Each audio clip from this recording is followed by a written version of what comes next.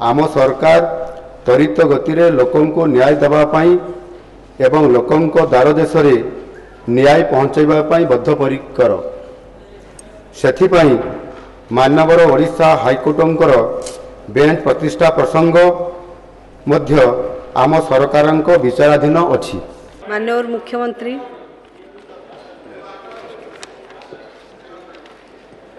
बाचस्पति महोदया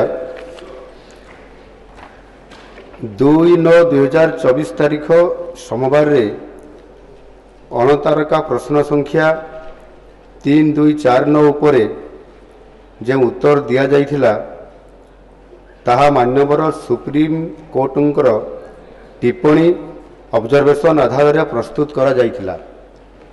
एही प्रसंग रे मु एही पवित्र गृह रे स्पष्ट करि देबाकू चाहे जे आम सरकार त्वरित गति रे लोकंको न्याय देबा पाई एवं लोकंको द्वार देश रे न्याय पहुंचाइबा पाई बद्धपरिकर। सेथिपाई मानवर ओडिशा हाईकोर्टंकर बेंच प्रतिष्ठा प्रसंग मध्य आम सरकारंको विचाराधीन अछि।